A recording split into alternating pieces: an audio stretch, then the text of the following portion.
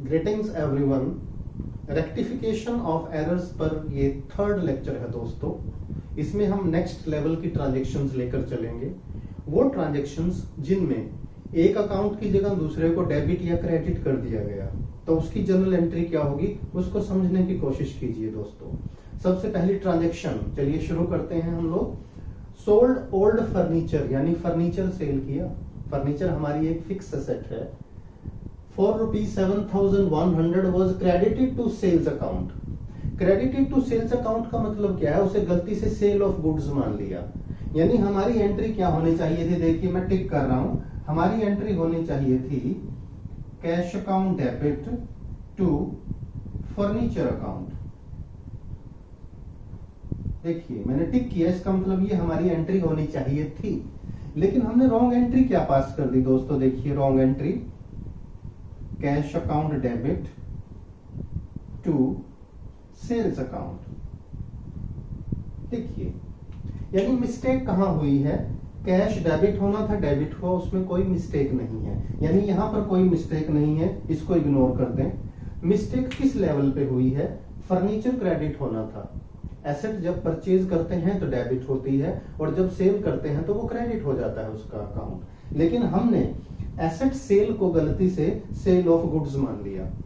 यानी जहां क्रेडिट होना था फर्नीचर अकाउंट, वहां किसे क्रेडिट कर दिया, सेल्स अकाउंट को। तो अब क्या करें, जिस अकाउंट को गलती से क्रेडिट किया उसको तो डेबिट कर दो, यानी सेल्स अकाउंट डेबिट हो जाएगा कैंसिल करने के पर्पज से, क्योंकि सेल ऑफ गुड्स तो हुआ ही नहीं, इसलिए उसे कैंसिल करना है उतने अमाउंट से। और जिस अकाउंट को हम क्रेडिट करना भूल गए, ये नहीं किया ना, इसे क्रेडिट कर दीजिए। तो हमारी जनरल एंट्री होगी दोस्तों फर्स्ट ट्रांजेक्शन की, sales account debit, sales account debit 7,100।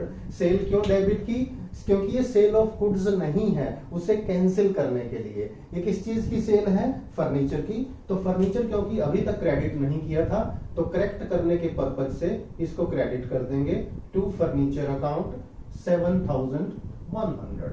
आप जर्नल एंट्री कंप्लीट परफॉर्मा में करें, नरेशन जरूर लिखें। जो ट्रांजेक्शन है उसको एज इट इज ब्रीफ में लिख सकते हो आप। तो ये फर्स्ट ट्रांजेक्शन थी जहां एक एसेट की सेल को क्या मान लिया गया था, सेल ऑफ गुड्स, और उसे कैंसिल करने के लिए सेल को डेबिट करना पड़ा और फर्नीचर को क्रेडिट किया, जो कि करेक्ट है हमारा। अब आगे बढ़ते हैं दोस्तों सेकंड ट्रांजेक्शन की तरफ। सेकंड ट्रांजेक्शन क्या है, देखिए repairs made were debited to building account ₹4,800। Repair की गई, ये रिपेयर बिल्डिंग की भी हो सकती है, फर्नीचर की भी हो सकती है, मशीनरी की, किसी की भी। यहां पढ़ने में देख के ऐसा लग रहा है कि ये बिल्डिंग की रिपेयर होगी।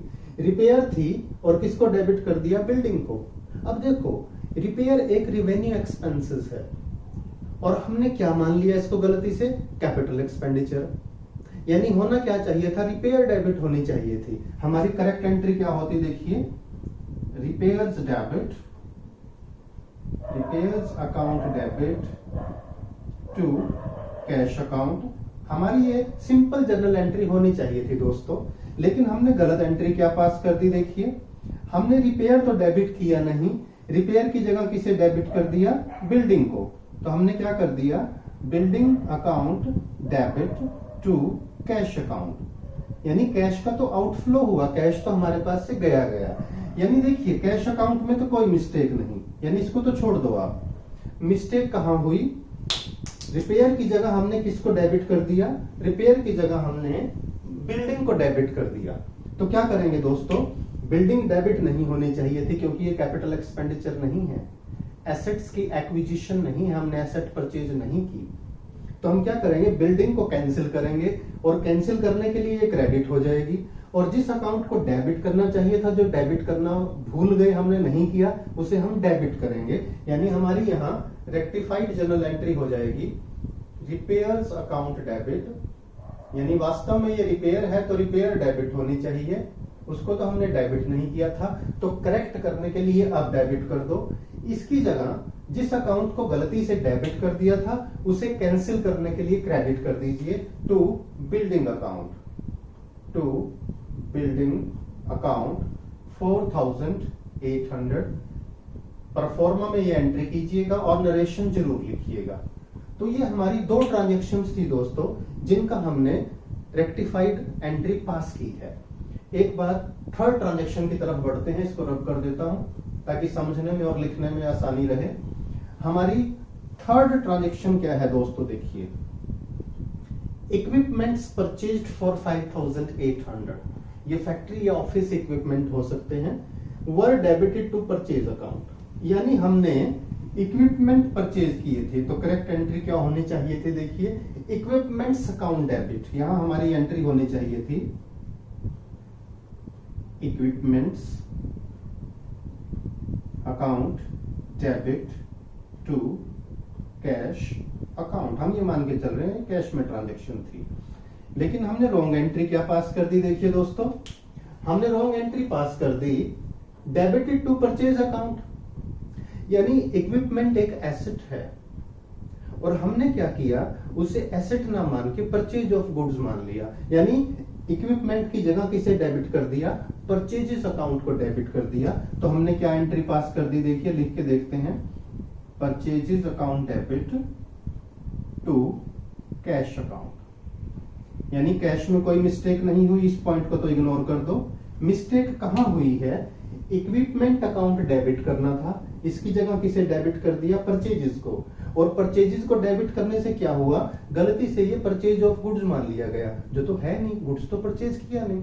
तो इसे कैंसिल करने के लिए क्या करें, किसी भी अकाउंट को कैंसिल करना हो बेटा याद रखना रिवर्स कर दो उसको, तो परचेज तो है नहीं, कैंसिल करने के लिए परचेज तो क्रेडिट हो जाएगी क्योंकि यहाँ डेबिट कर रखी है ना हमने गलती से, और जिस अकाउंट को डेबिट नहीं किया उसको डेबिट कर दो। तो हमारी थर्ड की एंट्री हो जाएगी इक्विपमेंट्स अकाउंट डेबिट, ये रेक्टिफाइड एंट्री में ऊपर लिख रहा हूं, equipments account debit amount is 5800 to, cancel करना है हमने purchases account, to purchases account 5800। Narration जरूर लिखें और परफॉर्मा में एंट्री पास करें। अब हम बढ़ते हैं दोस्तों फोर्थ ट्रांजैक्शन की तरफ।